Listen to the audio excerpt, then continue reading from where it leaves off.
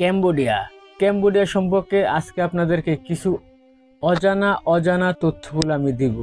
আমি কিন্তু বিগত আরও 7 থেকে 8 মাস আগে ক্যাম্বোডিয়া সম্পর্কে একটি তথ্য আপনাদেরকে দিয়েছিলাম, যার কারণে কিন্তু অনেক অসহায় ভাইরা কিন্তু প্রতারণার হাত থেকে রক্ষা পেয়েছে।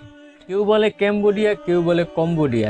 যাই হোক, এই কম্বোডিয়া সম্পর্কে আপনার আরও কিছু তথ্য আছে যা জানলে আপনার কপালে চোখ উঠে যাবে। তার মানে কি জানেন? তার মানে হচ্ছে কি যে স্ক্যামিংয়ের জন্য বিশ্বের 3টা দেশের ভিতরে কম্বোডিয়া একটা। সারা বিশ্বের ভিতরে 3টা স্ক্যামিংয়ের দেশ রয়েছে, সেরা 3টা দেশের ভিতরে এই কম্বোডিয়া একটা। মালয়েশিয়া, থাইল্যান্ড, লাওস এগুলো হচ্ছে কম্বোডিয়ার পার্শ্ববর্তী দেশ। তো কম্বোডিয়াতে লক্ষ টাকা বেতন, তবু কেন মানুষ কম্বোডিয়াতে যাইতে চায় না? বা কম্বোডিয়া নিয়ে এত চিরিবিরি, তবু আবার দেখা যায় অনেকে প্রতারিত হয়। এটা কম্বোডিয়ার বিষয়টা কি? এই কম্বোডিয়ার বিষয় নিয়েই আজকের এই ভিডিওটি। অবশ্যই সম্পূর্ণ ভিডিওটি মনোযোগ সহকারে দেখবেন। আসসালামু আলাইকুম, আমি মোহাম্মদ মেহেদি হাসান। যে যেখান থেকে আমার ভিডিওটি দেখছেন সবাইকে ওয়ার্ল্ড ওয়াইড চ্যানেলে স্বাগত। তো ভাই ব্রাদার, প্রথমে যে কথাটি আপনাদেরকে বলতে চাই সেটা হচ্ছে কি যে আমরা প্রায় হামেশা কম্বোডিয়ার অনেক বিজ্ঞাপন দেখি। কোনো বিজ্ঞাপন আছে, কেউ আছে ভিডিওতে আসা বলতেছে আমি কম্বোডিয়াতে লোক পাঠাই, আমরা কম্বোডিয়াতে এজেন্সিতে কাজ করি, আমরা কম্বোডিয়া লোক সফল হয়ে পাঠাইতে পারি। $1000 বেতন, কেসিনুর কাজ, কম্পিউটার অপারেটরের কাজ, খালি টাইপিং করব, খালি টাইপিং করলেই টাকা 1 লক্ষ টাকা। $1000 কি 1,20,000 টাকা বেতন। শুধু কম্পিউটার টাইপিং জানা থাকলে হইব, বা কেসিনুতে মেয়েদের সামনে দাঁড়ায় থাকুন, একটু পরিষ্কার করুন, বাংলাদেশের 80-90 হাজার টাকা বেতন। ঠিক আছে, এইরকম লোভনীয় অফারগুলাই কিন্তু আমরা সোশ্যাল মিডিয়াতে দেখি। আবার কেউ আছে কি শুধু ফেসবুকে একটা ছবি দেয়, বিজ্ঞাপন দেয়, স্বপ্নের দেশ কম্বোডিয়া চলে যান, লক্ষ টাকা বেতন পান, $800।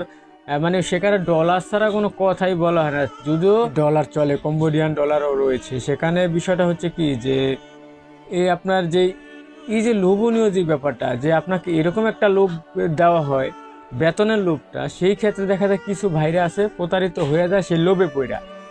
আমি উচিত কথাই বলবো, আমি শুধু শিয়ালের দোষ দিতে চাই না, মুরগিরও দোষ আছে। মুরগি যদি জঙ্গলে না যাইতো, শিয়ালে তার কামড় দিত না।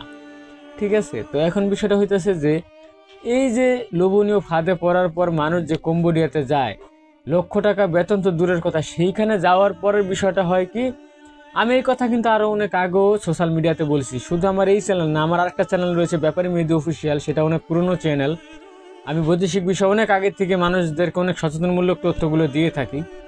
তো যাই হোক, তো এখন বিষয়টা হচ্ছে কি, সেই লোকগুলাকে নেওয়ার পরে ওখানে যাওয়ার পর আবার ওই লোকগুলার হাত বদল হয়, এক দালালের থেকে আরেক দালাল, আরেক দালাল থেকে আরেক দালাল। ঠিক আছে, বেতন পাওয়া তো দূরের কথা, অনেক সময় অনেকের মনে করেন যে লিবিয়ার ভিতরে যেরকম অত্যাচার করে না, লিবিয়া দেশে অত্যাচার করে বাড়িতে টাকা আন, ঠিক কম্বোডিয়ার ক্ষেত্রে এরকম হয়। বা অনেকেরা আছে জীবনভর কৃতদাসের মতো খাড়ায়, বছর পর বছর কৃতদাসের মতো খাড়ায়, কোনো বেতন দেয় না। ওরে নিচে কিন্তু ধরেন একটা দালাল, ধরেন এক্সাম্পল বাংলাদেশে একটা দালালই তারে কম্বোডিয়াতে নিছে, বাংলাদেশি দালালটা কম্বোডিয়াতে গেছে, সে আবার করলে কি আরেক কম্বোডিয়ানের কাছে আপনারা বিক্রি করে ফেলাইছে। সে আপনারা কিনছে কি হিসাবে? ওই দালালের থেকে পুরা কৃতদাস হিসাবে। ঠিক আছে, এরকম একটি স্ক্যামিং এর দেশ হচ্ছে কম্বোডিয়া। আর যে কম্পিউটার টাইপিং এর কাজ, আরে ভাই, ওই কম্পিউটার টাইপিং এর কাজের ভিতরে 70% আবার কি হয় জানেন? ওই যে স্ক্যামিং, ওই যে আমাদেরকে বিভিন্ন ধরনের বিভিন্ন দেশে দেখেন না যে হ্যাকিং এর মেসেজ আসে, তারপর অনেক ধরনের বলে যে এটাতে ক্লিক করুন, ঠিক আছে, আপনি অফার পেয়েছেন এত টাকা, তারপর ক্লিক করার পর তার মোবাইল শুদ্ধ হ্যাক হয়ে যায়। এই ধরনের আজগুবি কাজগুলোই কিন্তু এই কম্বোডিয়াতে করা হয়। ঠিক আছে, কম্বোডিয়া, নাইজেরিয়া, এটি স্ক্যামিং এর জন্য বিখ্যাত ভাই। ঠিক আছে, আমি অনেক সাহস নিয়ে এইসব ধরনের ভিডিও তৈরি করি, কারণ অনেক কুচক্রি দালাল আমার শত্রু। বিশেষ করে তারা আমাকে পছন্দ করে না, কারণ আমি অনেক কথা প্রকাশ করি, সত্যের ভিতরে সত্য লুকিয়ে থাকা তথ্যগুলো প্রকাশ করে দিই। ঠিক আছে, কারণ কম্বোডিয়াতে আপনার লোভনীয় ফাঁদই হচ্ছে 2টা। আর চিন্তা করে বাংলাদেশি মানুষ একটু হালকা পাতলা কাজের কথাই চিন্তা করে, তার ভিতরে কেসিনোর কাজটা নরম তরম, ওফ, সারাদিন ইস্কো চাচ্চু ডিস্কো। ঠিক আছে, আবার ওদিকে কি কম্পিউটার অপারেটর, একটু মোটামুটি শিক্ষিত হইলে চিন্তা করে আবার একটা অফারও বলে দেয়, ইংরেজি ভাষা জানা থাকবে, এরকমভাবে জিনিসটা আঠালো গাড়ালো বানায়, যাতে বিশ্বাসযোগ্য হয়। ইংরেজি জানতে হয়, বেসিক ইংরেজিটা জানা দরকার। তবে হ্যাঁ, সেই ক্ষেত্রে আমি বলতে চাই যে হয়তো হয়তো বা আমি ওটা দেখি নাই, জানি না যে কয়জন লোক কম্বোডিয়াতে সাকসেসফুলি ভাবে কোনোদিন কোনো দেখি নাই যে বলছে না আমি কম্বোডিয়াতে খুব ভালো আছি, এই যে ক্যামেরার সামনে আইসা বলবো যে আমি এই যে এখানে কাজ করি কম্বোডিয়ার, এইটা আমার কাজের জায়গা, আমি দেখিনি এরকম কোনো পার্সন। ভয়েস বাংলা নামে একজন মুরব্বী আছে যাকে আমি খুব সম্মান করি। উনি কিন্তু কম্বোডিয়ার প্রায় অনেক কিছু তুলে ধরে, ঠিক আছে। একমাত্র ওনাকে আমি দেখছি কম্বোডিয়াতে ভালো আছে এবং কি মানুষজনের যারা প্রতারিত হয়েছে তাদের প্রতারিত হওয়া তথ্যগুলো তুলে ধরে। উনি প্রথম এই কম্বোডিয়ার বিষয়ে বাংলাদেশিদের সাথে যেই ধরনের প্রতারণামূলক কাজগুলো করা হয়, এই ভয়েস বাংলা ওই মুরব্বী ইনি প্রথম এই জিনিসগুলো তুলে ধরছে সোশ্যাল মিডিয়াতে। এরপরে বিভিন্ন প্ল্যাটফর্ম, বিভিন্ন নিউজ চ্যানেলে কম্বোডিয়ার এই স্ক্যামিংয়ের ব্যাপারটা বা কম্বোডিয়াতে মানুষ যে নিয়া দালালরা এরকম চিরিবিরি করে, এই বিষয়গুলো পরবর্তীতে আসছে, কিন্তু উনি প্রথম এই বিষয়টা তুলে ধরছে। ভিয়েতনামের ব্যাপারে এরকম আরেকজন বাংলাদেশি নাগরিক ভাই ভিয়েতনামের প্রতারণার বিষয়টা সবার আগে উনি তুলে ধরছে, তারপর বিভিন্ন নিউজ চ্যানেলে ছড়াইছে।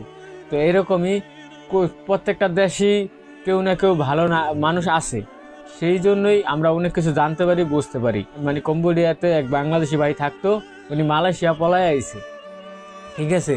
মালয়েশিয়া পলায় করতেছে, তার তো মালয়েশিয়া কোনো ভিসা টিসা কিছু নেই, বর্ডার ক্রস করে আইছে। কয় ভাই আমি জাহান্নাম থেকে বাইরে বের হয়ে আইছি, ঠিক আছে। মানে আমি কুয়ালালামপুর থেকে আপনার কুয়ালা তেরেঙ্গানু যাচ্ছিলাম, কুয়ালালামপুর থেকে কুয়ালা তেরেঙ্গানু বাসে যাইতে 10 থেকে 12 ঘন্টা সময় লাগে। যেটা মনে করেন যে বাংলাদেশের মতো তো উড়াদুরা তারা বাস চালায় না, তাদের জীবনে সেফটি আছে। বাংলাদেশের মতো উড়াদুরা চালাইলে 6 ঘন্টাও যাইতে পারবো।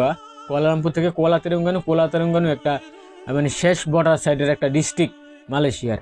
48 রিঙ্গিত কুয়ালালামপুর থেকে কুয়ালা তেরেঙ্গানুর ভাড়া। ভাড়া কম দেখে ভাববেন না, মানে কিলোমিটার অল্প। তো আমার পাশের সিটেই এই কম্বোডিয়া থেকে পালিয়ে আসা এক ভাই আমার সাথে বসা ছিল। তখন এত ব্লগিং ঠলগিং এর কোনো চিন্তা ভাবনা আসছিল না, তাইলে আমি তার কথাগুলা ভিডিও করে আপনাদেরকে দেখাইতাম, ঠিক আছে, যে উনি কি বলছে। উনি মনে করেন যে এরকমই লোভনীয় কেসুনির কথা বললে ওনারা পাঠাইছে। ওনারা যে কয় পেশা দিছে কম্বোডিয়াতে উনি নিজেই জানেন না। উনি কার রেফারেন্স আছে, কুমি আছে, কি আছে, কার কাছে আছে, কার মাধ্যমে আছে। টাকা কামাইলো মানে কাজ করলো ঠিকই, টাকার জীবনে চোখে দেখেনি, ঠিক আছে, খালি থাকা খাওয়ার খরচটুক বাদে। তো সেই লোক কম্বোডিয়া থেকে মালয়েশিয়া বলে জাহান্নামের থেকে বাঁচলাম। তো এখন বিষয়টা হচ্ছে কি, তাইলে মানুষ মালয়েশিয়ার কলিংয়ের অপেক্ষায় থাকতো না যদি লাখ টাকা বেতনে এই কেসিনোর কাজ আর কম্পিউটারে হালকা পাতলা কাজে যদি যাওয়া যেত কম্বোডিয়া। কারণ কম্বোডিয়া হলে স্বল্প সময়ে যাওয়া যায়, 1 মাসের ভিতরে দালালরা পাঠায় দেয়, ঠিক আছে।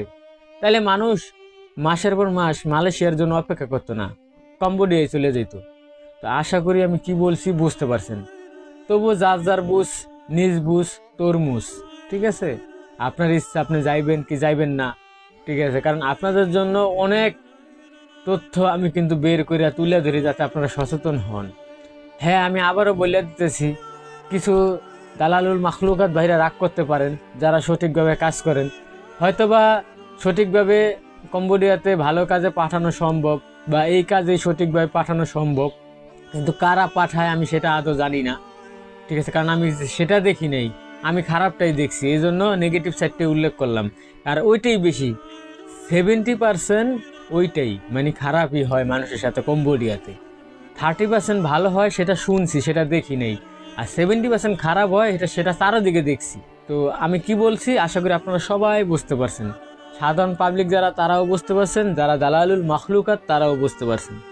তো ভাই ব্রাদার, আজকের মতো এই পর্যন্তই। সবাই ভালো থাকুন, সুস্থ থাকুন, আল্লাহ হাফেজ।